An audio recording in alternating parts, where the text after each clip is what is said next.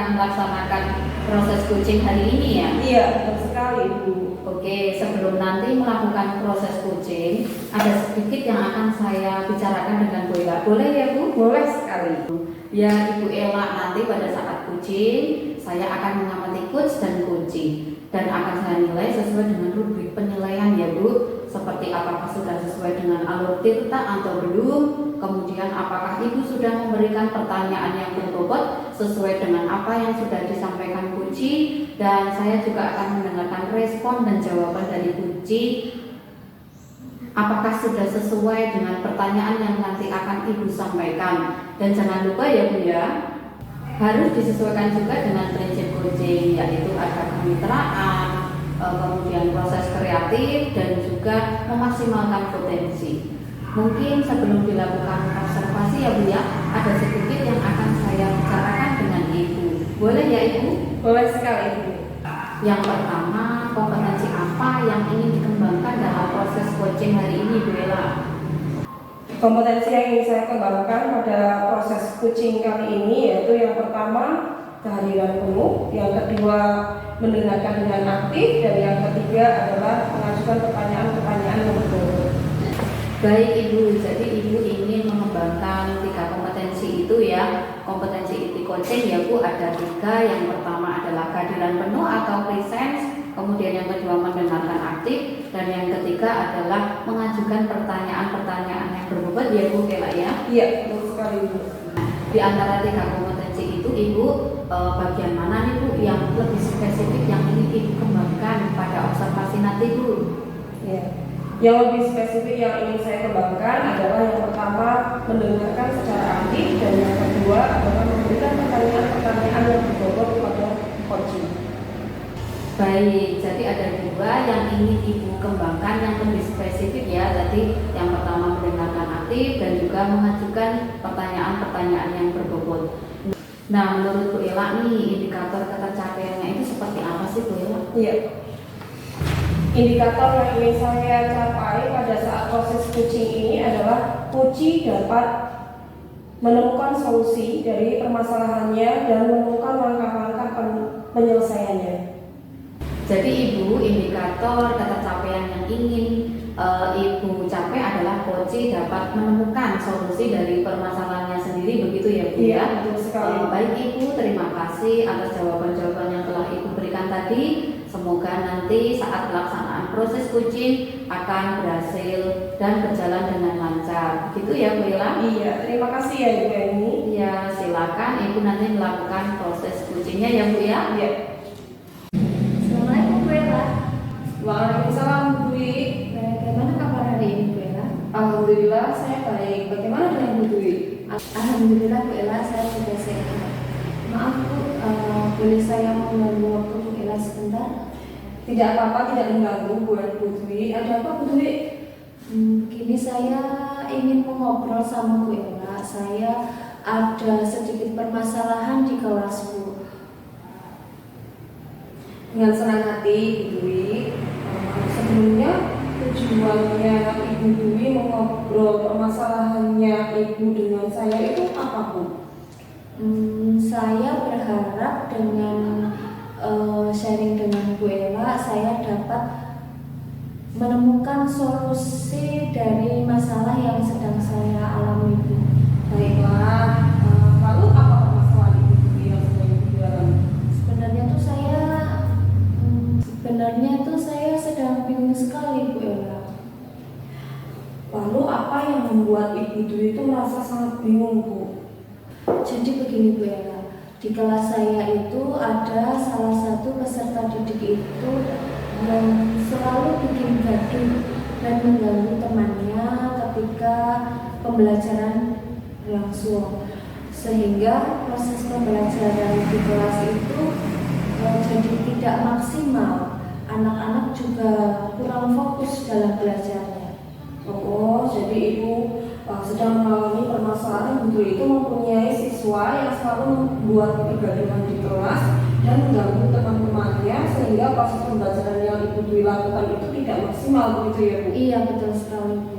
Iya, Ibu Dwi bisa menceritakan kepada saya bagaimana bentuk kegaduhan yang ditimbulkan oleh siswa ibu tersebut, Bu? Iya, Ibu Ella. Jadi anak tersebut itu ketika dia diberi tugas di kelas, dia itu ingin cepat-cepat selesai. Padahal jawabannya itu belum tentu benar. Kemudian terkadang juga dia itu membuat gaduh seperti bernyanyi-nyanyi dengan suara yang keras atau berjalan-jalan. Ketika temannya belum selesai mengerjakan tugas, dia juga malah mengajak temannya bermain. Jadi kalau anak tersebut sudah selesai duluan mengerjakan tugas, saya malah jadi was-was, Bu. Kegaduhan apalagi yang mau dia perbuat. Siswa lain juga jadi tidak konsentrasi dalam mengerjakan tugas. Saya tuh sebenarnya pusing sekali, sudah sering menegurnya, tapi dia tetap saja seperti itu. Oke, jadi seperti itu ya permasalahannya yang sedang Ibu Dwi hadapi. Lantas menurut Ibu Dwi, apa yang menyebabkan siswa atau murid Ibu itu melakukan tindakan yang seperti itu? Menurut saya, dia itu belum terpenuhi kebutuhan belajarnya, atau bisa jadi dia juga kurang tertarik untuk mengikuti pembelajaran saya, sehingga dalam pembelajaran di kelas dia melakukan hal-hal yang tidak baik seperti membuat kegaduhan, dan tugas yang dikerjakannya pun tidak maksimal. Lantas situasi yang menurut Ibu itu ideal yang diinginkan oleh Ibu itu bagaimana, Bu? Menurut saya, situasi ideal yang saya inginkan itu termasuk anak tersebut ya, Bu. Itu dia tertarik dengan pembelajaran yang saya sampaikan, tertib di kelas, mempunyai karakter yang bagus, dan maksimal dalam mengerjakan tugas yang saya berikan. Oke, jadi kalau bisa saya simpulkan, Ibu Dwi ini ingin anak tersebut itu tertarik dengan pembelajaran yang sedang Ibu Dwi lakukan di kelas ya, Bu ya. Lalu tertib di kelas, lalu mempunyai karakter sebagai peserta didik yang baik, dan maksimal dalam mengerjakan tugas. Iya, betul, Bu. Tidak mengganggu teman lain begitu ya, Bu ya. Iya, betul sekali. Solusi apa ya, Bu, yang sebaiknya saya lakukan? Ya, mendengar dari cerita Ibu tadi, yaitu ada salah satu siswa yang selalu membuat kegaduhan atau dapat dikatakan kurang tertarik gitu mengikuti pembelajaran yang Ibu Dwi lakukan dan selalu mengganggu teman-teman yang lain. Saya mempunyai pertanyaan untuk Ibu Dwi. Jadi selama ini metode seperti apa yang Ibu terapkan dalam pembelajaran Ibu? Lalu seperti apa bentuk pelayanan yang sudah pernah Ibu lakukan kepada setiap masing-masing anak, dan apakah Ibu sudah memiliki penguasaan emosi, atau lebih tepatnya dikatakan sebagai apakah Ibu itu sudah pernah melakukan pembelajaran kompetensi sosial emosional? Metode pembelajaran yang saya terapkan sih seperti biasa ya, Bu. Saya jelaskan, kemudian diskusi dengan kelompok, mengerjakan lembar kerja, presentasi, dan mengerjakan evaluasi secara mandiri, Bu. Seperti itu seringnya. Dan saya sih belum pernah menerapkan pelayanan individu ataupun yang berkaitan dengan kompetensi sosial emosional. Oke, baik Ibu. Jadi sebetulnya apa yang sudah Ibu lakukan dalam pembelajaran Ibu itu sudah sangat baik. Namun mungkin Ibu bisa mencoba metode lain agar siswa itu tertarik dan fokus dengan pembelajaran yang disampaikan Ibu Dwi. Apakah Ibu pernah mencoba pembelajaran yang lain? Selama ini saya menggunakan metode yang seringnya sama, Bu. dan tidak menanyakan keinginan siswa, dan saya juga kurang memperhatikan kondisi individu seperti keadaan emosi atau sosial siswa, Bu. Baik Ibu, jadi Ibu Dwi sudah mengetahui alasan mengapa siswa Ibu itu kurang memperhatikan pembelajaran dari Ibu ya Bu ya. Menurut Ibu, apakah Ibu mengetahui alasan mengapa siswa itu melakukan tindakan intoleransi di kelas seperti sering mengganggu temannya di kelas begitu? Selama ini saya belum pernah membuat kesepakatan yang dibuat bersama dengan siswa, Bu.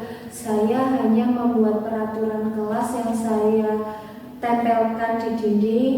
Saya juga kurang melakukan pendekatan individu serta kurang dalam mengembangkan kompetensi sosial emosional siswa, Bu. Bagus sekali Bu jawabannya. Setelah Ibu melakukan percakapan ini, apakah Ibu sudah mengetahui apa yang akan Ibu lakukan ke depannya untuk mencapai tujuan Ibu? Saya akan merencanakan pembelajaran yang sesuai dengan kebutuhan murid. Contohnya menerapkan pembelajaran berdiferensiasi. Saya akan lebih memperhatikan kebutuhan emosional dan kebutuhan sosial mereka, dan juga dengan teknik meregulasi emosi agar mereka bisa kembali fokus ke pembelajaran. Lalu saya juga akan membuat kesepakatan kelas yang akan saya buat bersama dengan peserta didik. Ya, bagus sekali jawaban Ibu. Itu adalah bentuk aksi nyata yang sangat luar biasa Bu. Semoga kedepannya Ibu dapat melaksanakan aksi nyata tersebut dan mencapai tujuan pembelajaran yang Ibu inginkan. Lalu kapan kira-kira akan dilaksanakan? Insya Allah tahun pelajarannya baru ini, Bu, sehingga saya ingin memiliki siswa yang saya inginkan. Iya, semoga rencana aksi nyatanya dapat berjalan dengan lancar ya Bu ya. Ya, amin. Terima kasih ya Bu. Akhirnya saya dapat menemukan solusi untuk permasalahan saya. Terima kasih ya Bu Ella sudah meluangkan waktunya untuk saya. Iya, sama-sama Ibu. Apakah sudah agak lega? Ya, alhamdulillah sudah lega Bu. Saya sudah dapat cara bagaimana saya harus melakukan. Terima kasih Bu Ella. Iya, sama-sama Ibu Dwi. Baik Bu Ella, bagaimana tadi proses coaching hari ini berjalan dengan lancar? Alhamdulillah berjalan dengan lancar sekali Bu Eni. Alhamdulillah. Nah, setelah melaksanakan observasi bersama coaching tadi, ada sedikit pertanyaan ya Bu, yang akan saya tanyakan kepada Bu Ella hari ini. Boleh ya Bu? Boleh sekali. Ya. Pertanyaan pertama Bu Ella, apa saja sih yang sudah didapat pada saat coaching tadi bersama Kunci terkait indikator ketercapaian yang diinginkan oleh Bu Ella? Iya, terima kasih Bu atas pertanyaannya. Tadi selama coaching saya sudah melakukannya dengan alur delta, lalu menanyakan tujuan dan mengidentifikasi masalah, dan menanyakan rencana aksi nyata yang bertanggung jawab, dan menggali potensi diri coach tersebut untuk menemukan solusi permasalahannya Bu. Oh ya, baik. Jadi tadi Bu Ella sudah berhasil ya Bu ya, sudah berhasil melakukan proses coaching sesuai dengan alur theta, kemudian sesuai dengan apa yang saya amati juga. Ini ada beberapa catatan Bu Ella. Iya. Bu Ella tadi sudah berhasil untuk menyampaikan sesuai dengan alur theta, yaitu tadi sudah menanyakan tujuan, kemudian juga mengidentifikasi permasalahan yang ada pada koci. Kemudian Bu Ella juga tadi sudah mengarahkan koci untuk mencari rencana aksi atau tindakan apa yang sebaiknya dilakukan.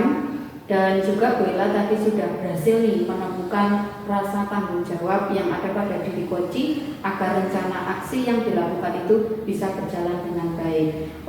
Baik, tadi saya juga mendengar percakapan Ibu bersama koci. Ibu sudah fokus kepada koci, artinya itu Ibu sudah ada present atau kehadiran penuh, kemudian mendengarkan aktif, dan juga mengajukan pertanyaan yang berbobot yang sudah disampaikan oleh koci. Luar biasa sekali apa yang sudah Ibu lakukan saat proses coaching tadi. Semoga Ibu selalu sukses ke depannya dan selalu diberi kemudahan untuk kegiatan-kegiatan coaching di masa yang akan datang. Terima kasih Bu. Oh iya Bu Ella, saya akan menanyakan satu lagi, boleh ya Bu? Boleh sekali. Nah Bu Ella, untuk ke depan nih kompetensi apa yang ingin dikembangkan oleh Bu Ella dalam proses coaching hari ini Bu Ella? Iya.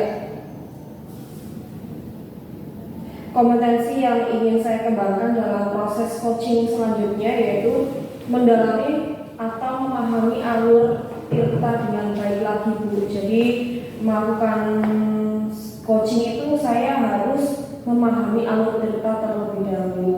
Jadi supaya coaching selanjutnya itu menjadi lebih baik lagi. Ya baik Ibu, luar biasa sekali Bu Rela, luar biasa. Jadi Ibu akan mendalami lagi alur tirta ya Bu ya, supaya bisa menjadi lebih baik lagi ke depan. Baik Ibu, terima kasih sekali sudah melakukan sesi tanya jawab dengan saya dan sudah melakukan observasi dengan proses coaching menggunakan alur tirta. Hebat sekali Bu Rela ini, hebat luar Iya, biasa. terima kasih ya Ibu Yani atas bimbingannya. Ya, sama-sama Bu Ella, dan saya cukupi sampai di sini Bu Ella. Terima kasih sekali atas kesempatannya ya Bu Ella. Assalamualaikum warahmatullahi wabarakatuh. Waalaikumsalam warahmatullahi wabarakatuh.